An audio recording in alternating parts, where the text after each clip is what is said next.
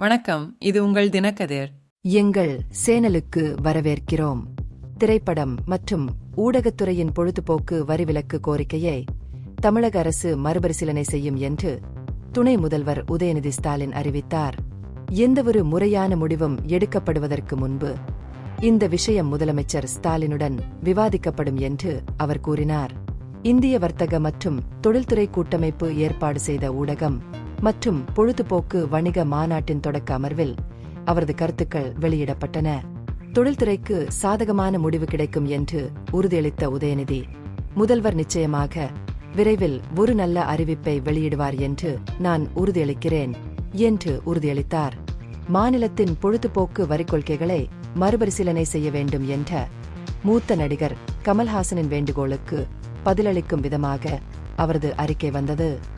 Cinema துறையில் இரட்டை வரிவிதிப்பு நிதிச் சுமையை ஹாசன் சுட்டிக்காட்டியிருந்தார். மேடைக்கு பின்னால் இந்த பிரச்சினை குறித்து ஒரு சுருக்கமான விவாதம் நடத்தியதை வெளிப்படுத்தினார். வரி கவலைகளுக்கு அப்பால் பல்வேறு முயற்சிகள் மூலம் திரைப்படத்துறையை ஆதரிப்பதில் அரசாங்கத்தின் உறுதிப்பாட்டை உதயநிதி எடுத்துரைத்தார். பிராந்திய பொழுதுபோக்குத் துறையை மேம்படுத்துவதை நோக்கமாக கொண்ட சென்னையில் ஒரு அதிநவீன திரைப்பட நகரத்தை உருவாக்குவது அத்தகைய ஒரு பெரிய திட்டமாகும். தமிழ் சினிமாவில் வளர்ச்சி மற்றும் புதுமைகளை வளர்ப்பதில் அரசாங்கம் ஆர்வமாக உள்ளது என்று அவர் குறிப்பிட்டார். கமல்ஹாசன் புகழ்பெற்ற திரைப்பட தயாரிப்பாளர் கே பாலசந்தருக்கு அஞ்சலி செலுத்தினார். அவருடன் 36 படங்களில் இணைந்து பணியாற்றியுள்ளார்.